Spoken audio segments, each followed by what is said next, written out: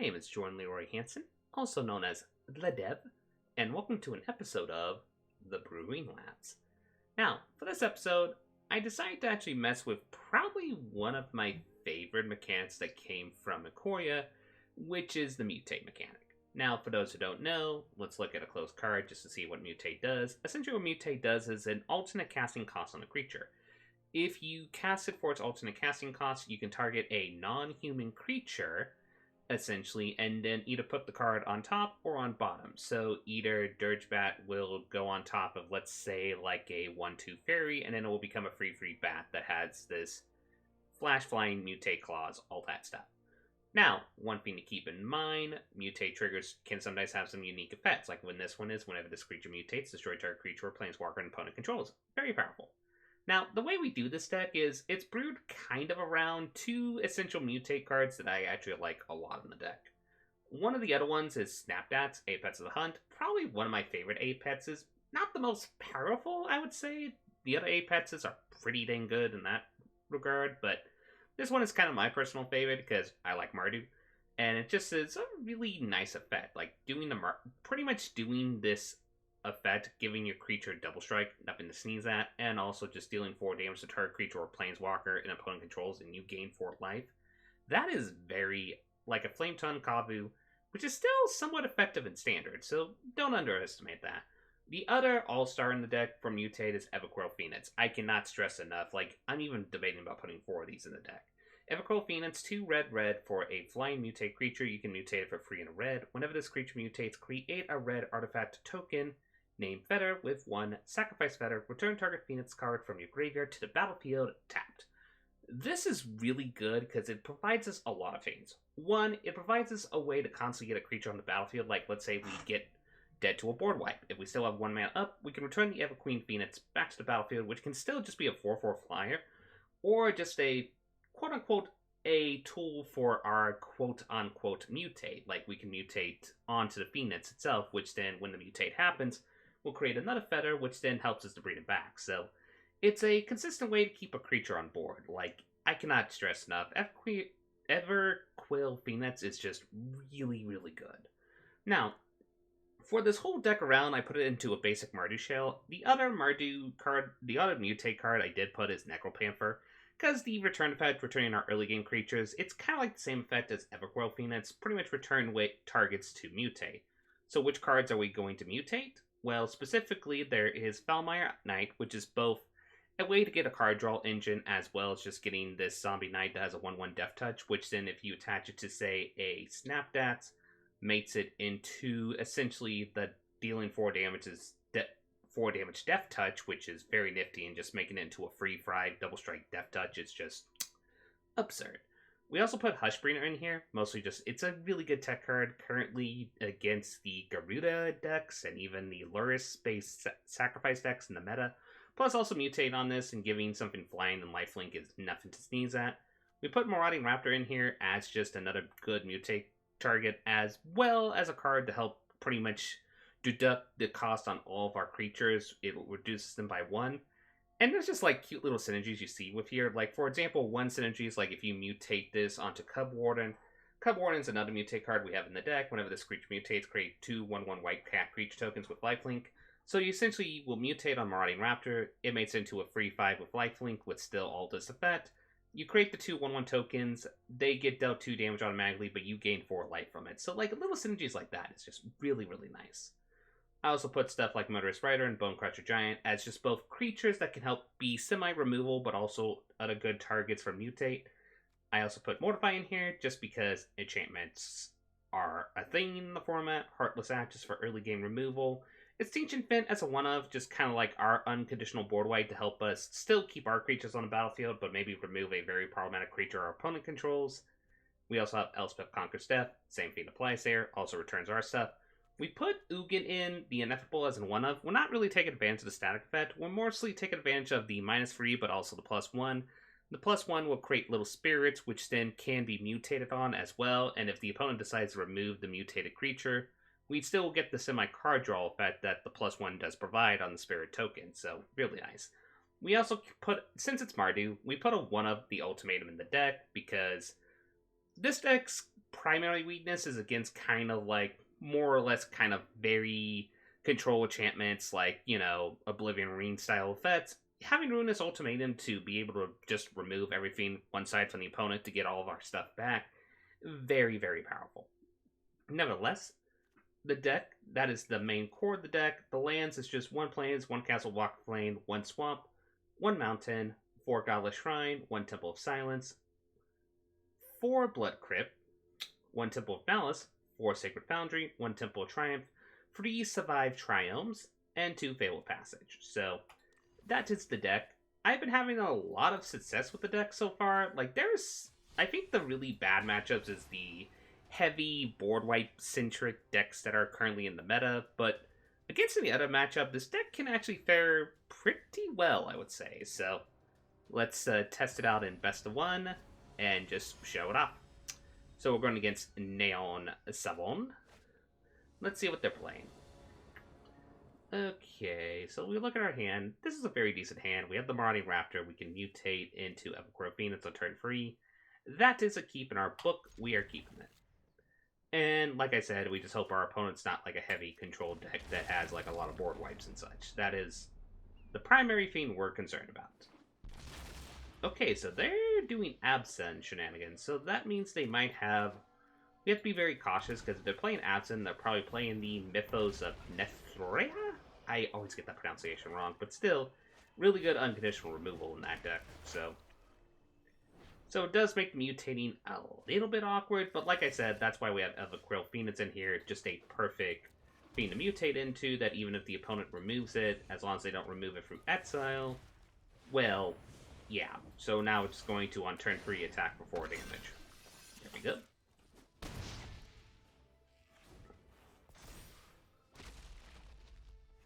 So they're going to play that. They probably will play the Mythos. No Banishing Light.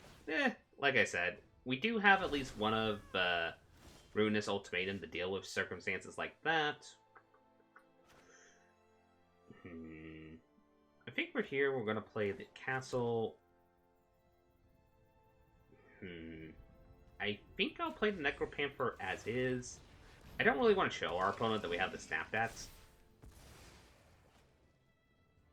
Plus, if the opponent feels like they're alright, but they might just be in the heavy enchantment control-based decks, which could be a problem for us. Okay, they're more like enchantments. Okay. That's good for us. That is very good for us. So... that can give us the opportunity to actually then play the Snapdos onto this. We're going to put it over. We're going to just deal 4 damage to the 1/1 token so that it makes it really tricky to get the token.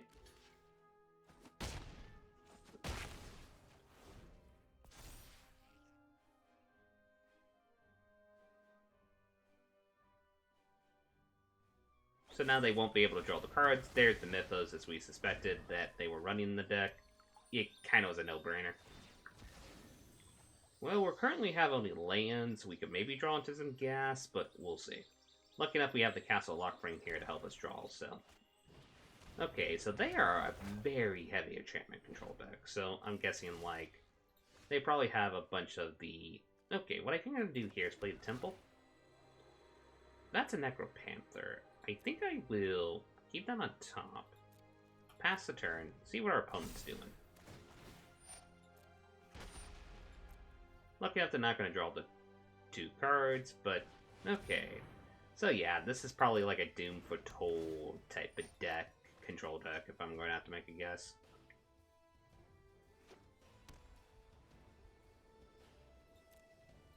Okay, so we're going to draw that card.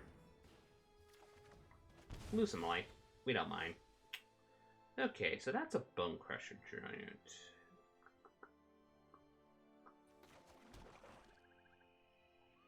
Hmm. 2, 3, 4, 5, 6, 7. I think I'm gonna wait here. They might try to play another first Iron games, and if they do, then we can just Bone Crusher Giant the... Okay, so they decide to cycle the land, and for some reason it doesn't recognize the art, so it just makes a Fipple Tip. token. That's a weird glitch. That's...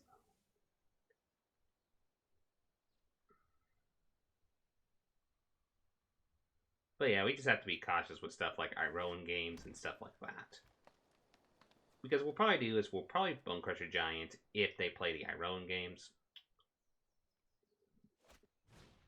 Okay, so they're just going for the Ophiuchia route. Makes sense. Helps them gain life.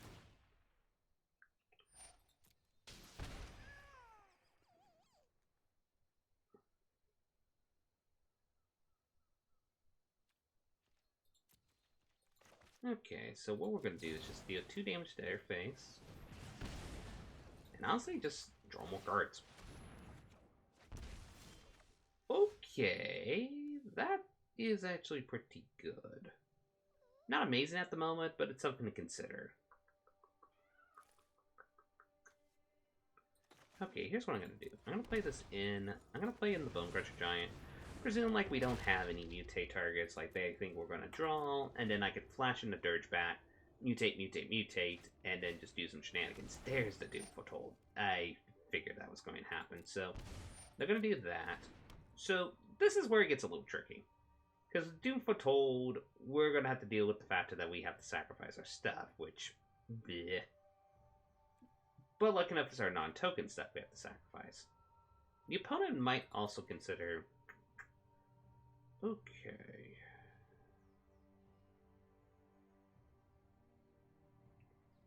Yeah, I think I see the play here. Okay, so we're going to wait till our turn. We're going to flash in the Dirge Bat.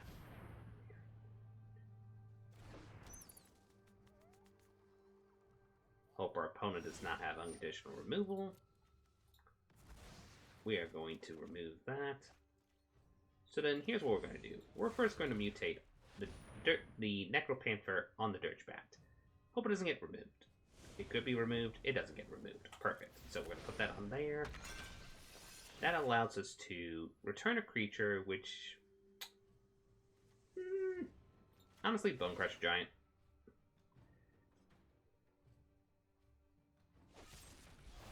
I'm surprised they didn't Mythos after the mutate. Very well.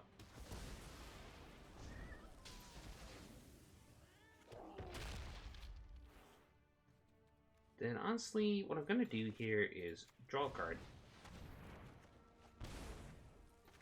That's what we wanted to see. Okay, so there we go. So they're going to have to sacrifice something. They're obviously going to sacrifice the Treacherous Blessing to make sure to minimize their life loss. There's the Eerie Ultimatum. I was worried about that.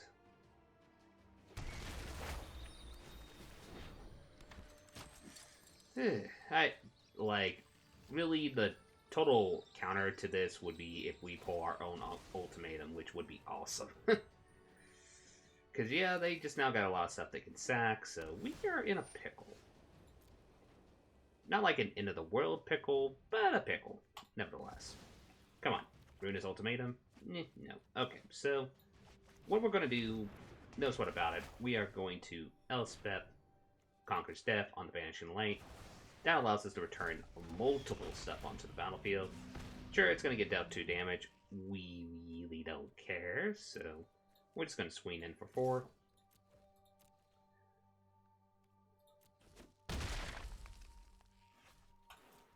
Now the opponent has to sacrifice again. They're probably going to sacrifice the Treacherous Blessing.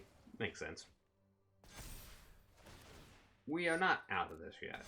The opponent still... They have a fresh grip. They have that, so... That's a pain. That's also a pain. Okay, I might actually just... Our opponent's thinking here.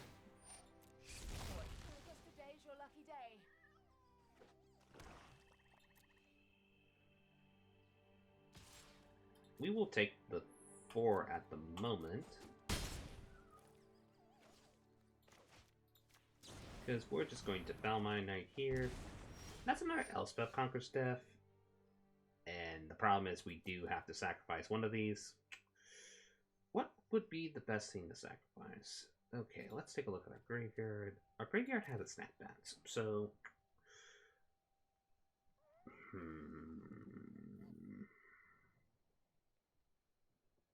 1, 2, 3, 4, 5, 6, 7, 8. We do have technically another one on the stack. But then the problem is they could return stuff. Do they have creatures? Not really, so we don't really mind that. Nebraska's annoying though. This is a hard one.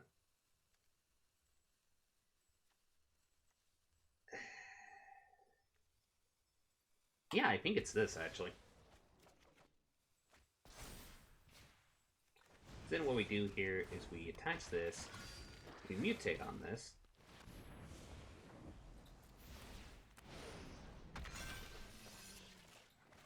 We let this enter and tap.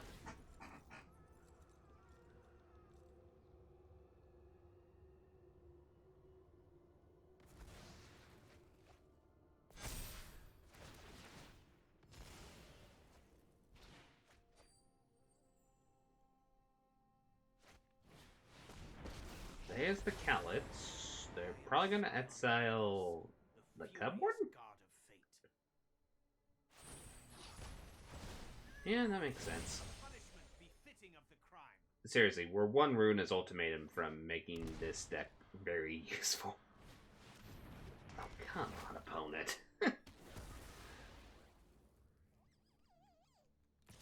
Well, yeah, we're going to have to block, obviously.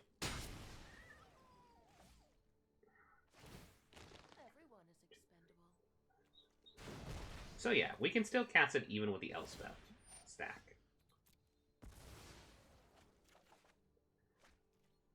Okay, so what we have to do here, exile the Doom Foretold.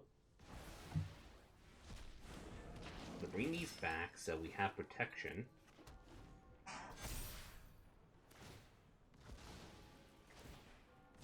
Opponent's gonna reveal our hand.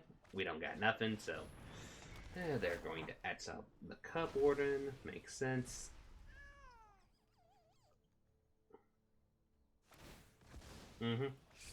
Well, that was a good game. Okay, really the only thing we were needing is our Ruinous Ultimatum. That was kind of our main counter in our deck. When you don't draw into it, you just don't draw into it. But yeah, like I said, like heavy control decks like that, that's kind of our weakness. So that was one of our weakest matchups. So let's see if we can go against some more stronger matchup, one could say.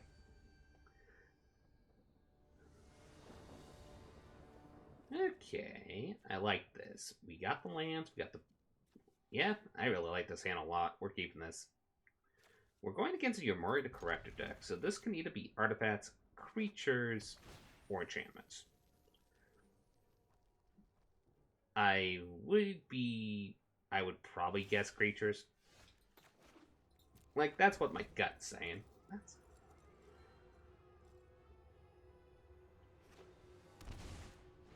Yeah, it's creatures. Okay, so what do we find more problematic that we would want to stop? This or this?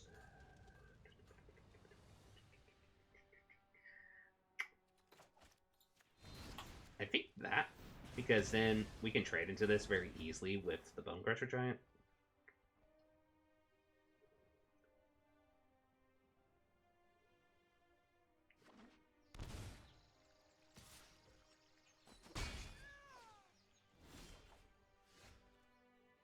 Okay, so we're going to play the Marauding Raptor.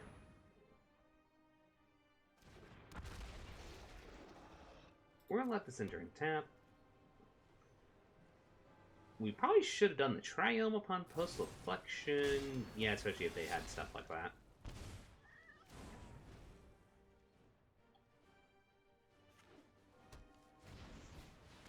Interesting. Okay. Well, we're not going to put the Triome in tap. Yeah, we just played Bone Crusher Giant here. If they have removal, it's better that we fish it out now. They probably might just play the Yomori here to make their Pellet Collector big enough that trading would be a little bit awkward. We might trade. Okay, they decided not to trade. That's perfect, because 3, 4, 5. We could either mutate, or we can just remove the Imari. But the problem is, then that becomes a 4. But yet on the other hand, do we really mind that? Not really. So yeah, we're gonna remove this. They are probably relying on the creature discounts for something. We're not going to attack in for obvious reasons.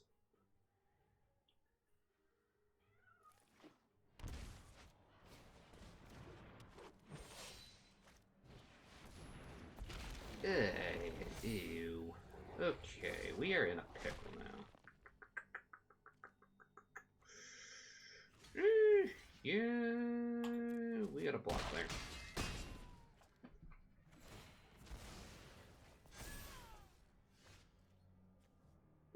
That's not a bad pull, actually. Yeah, we have to play this out.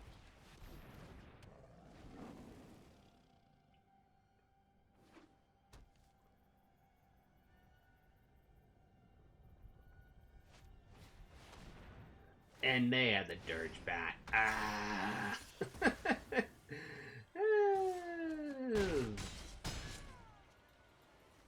Oy vey.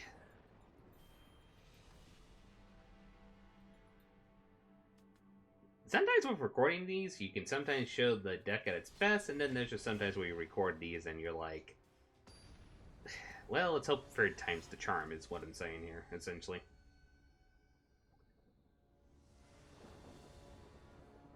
Okay. No.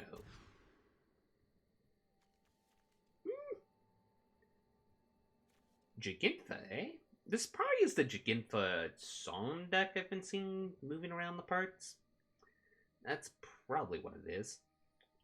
Yeah, I think we keep this. We'll toss the swamp and just keep the rest.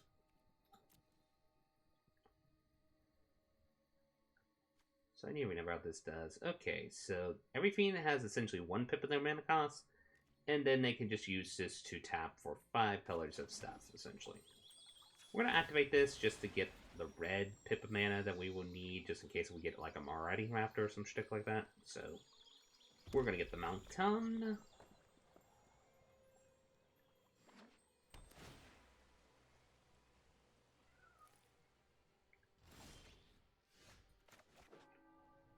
Yeah, we're going to pay 2 life. We're going to hold up the Heartless Act. If this is the deck that I think it is, I don't know if they played that many creatures besides Fey Wishers.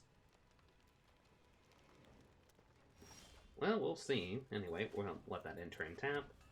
Pass turn yet again to our opponent.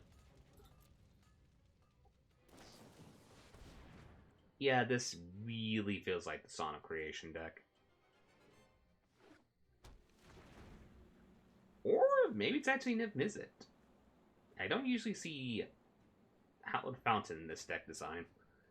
So yeah, this could just be Jigintha Niv, which... it's going to be an interesting matchup. I'm going to say that right off the bat. That's the case.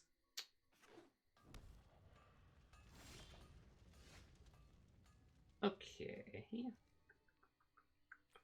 We're going to let this enter and tap. We'll hold up the removal. If they don't play anything scary, then we could just Foulmire Knight. Draw a card, essentially. Yeah, we haven't really seen any black mana, unless that's why they have Jigintha for it, just so that they can get that. Opponent's thinking here.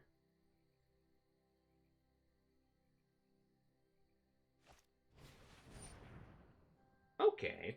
This really feels like a Niv Mizzet deck. Or not Niv Mizzet, blah. Oh, okay. Okay. Yeah, no.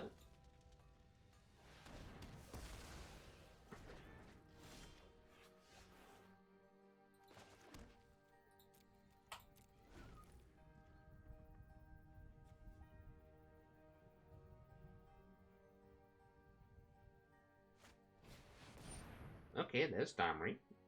We're just going to draw a card.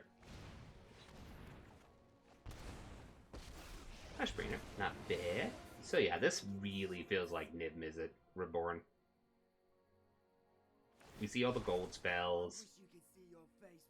Like, I would be very dumbfounded if it's not Niv Mizzet Reborn.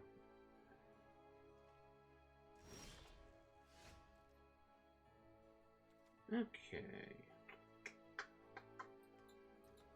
Yeah, we're gonna play this on tap. Play this out. If the opponent wants to fight something, be my guest.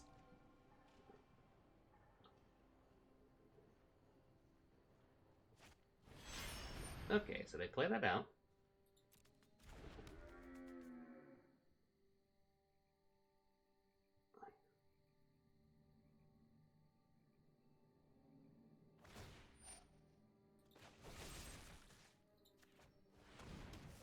There we go. Jigidfa, gone.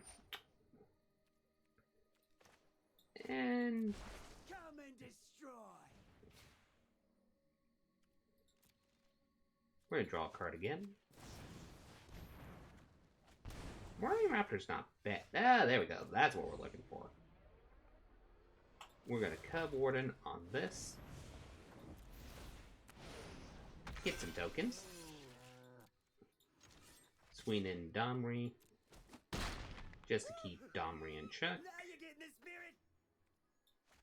You know what? Actually, Hushbringer would be kind of perfect here, because if they're playing Niv Mizzet Reborn, that's kind of the way they draw, so to speak. And it's an ETB effect, so they have to make sure to get rid of the Hushbringer before they can Niv Mizzet.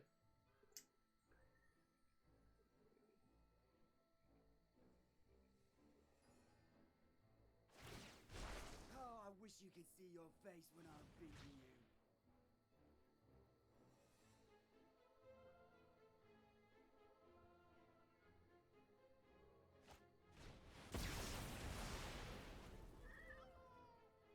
Do they have the second Deafening Clarion?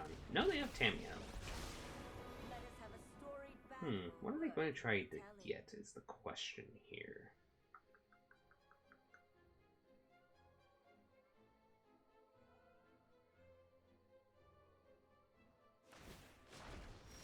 I have learned much from Jiginfa again. So, yeah, this is really telling that they are Niv.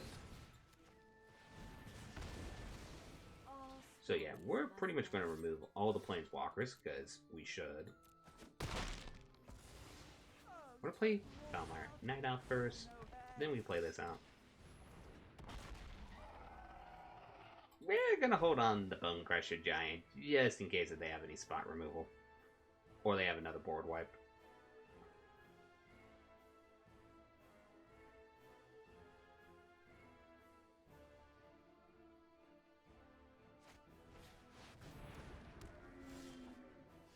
Ooh, that's what we wanted a lot. Okay, so here's what we're going to do.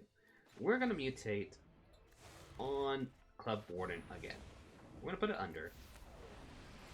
Because that allows us to create some kitties. Yes, the kitties will die, unfortunately, thanks to Marauding Raptor. But most importantly, we return back Hushbringer, which won't get pinged by this because it's an ETB effect.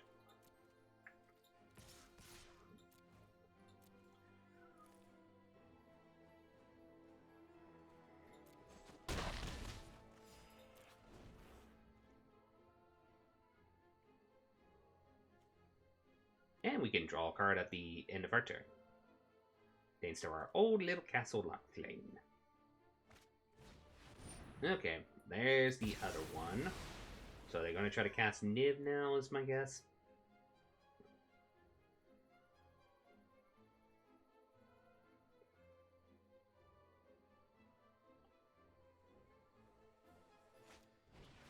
No, just Tamio. Okay. We'll draw a card after that.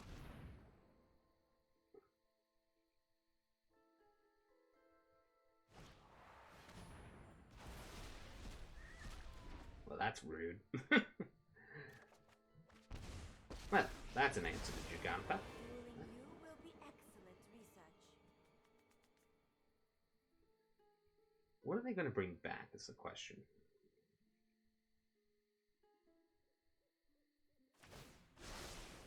To the library. Yep, called it.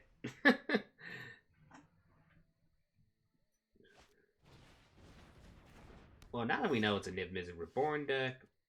Ooh. Ooh. Okay, first things first. Gotta destroy the Jigenfa. Then we do have 4 mana. The problem is we don't have a Mutate target to this, so I think it's better just to play the Bone Crusher Giant. Encourage the quote-unquote removal.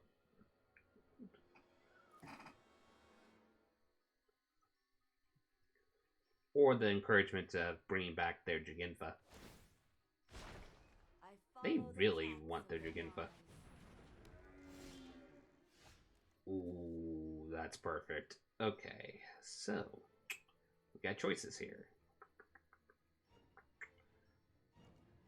I do think we mutate. Yeah, I know how we're doing this. Okay, first we're going to mutate on here.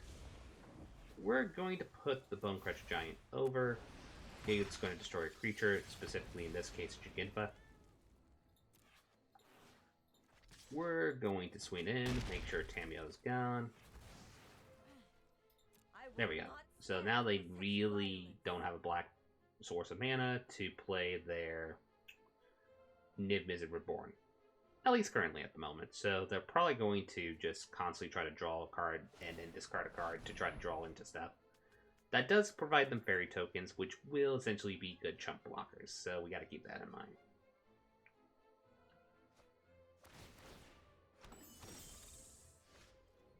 Well, that works. Well, first things first, we're going to draw a card.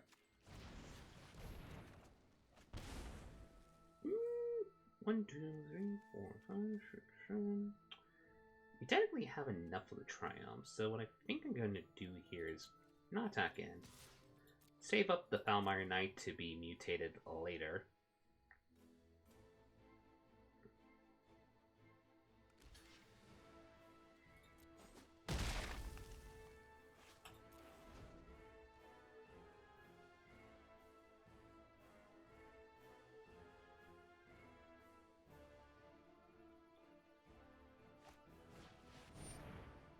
Well, there we go.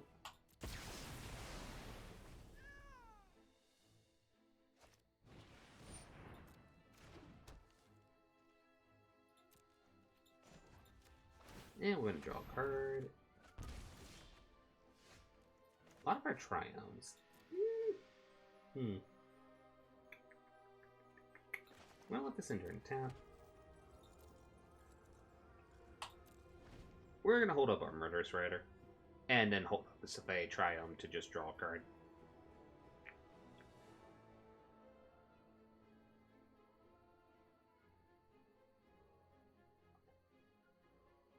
I will say, there is one benefit with the adventure spells like Foulmire Knight and even Murderous Rider and Bone Crusher Giant. Just the factor that you don't have to worry about them getting hand-hated, so to speak, is very powerful in this effect. So, they decide to discard their Domri, make some fairies. A lot of fairies.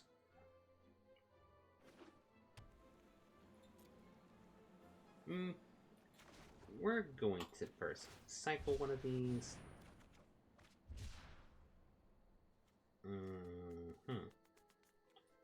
We're going to cycle again.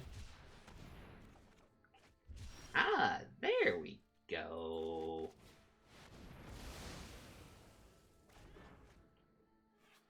And then we're just going to play out the Foulmire Knight. So, now they don't have a way of card draw, they don't have a way to cast their Niv Mizzet, in theory. There's Kinnan again. We can just easily remove that with Murderous Rider.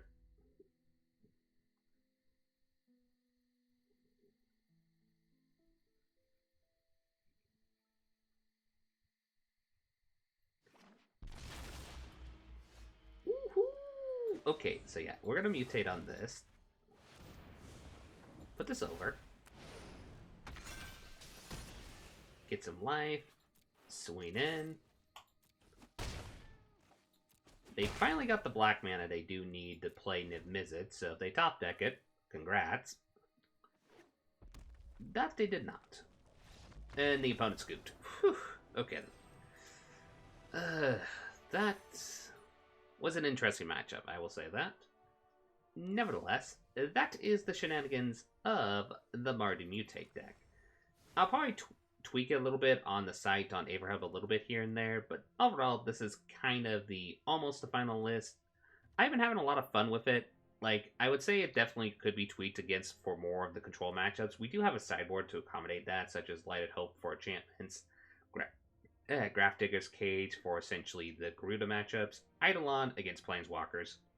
Plus, also, animating that is awesome. Kunaros, same theme as the Grafdigger's Cage. Bedevil, same theme, Planeswalkers. Leyline of Sanctity against Hand Hate Shenanigans. Extinction Event, an extra one just in case. And then Leyline of the Void, just against, like, okay. You never remember there we go. And Leyline of the Void against Graveyard matchups. So, that is the deck. I hope you all have a lovely night. This is LevDev, signing out. Ba-doo! Bada beep, bada boop. Okay, let's see how the audio is on that real quick.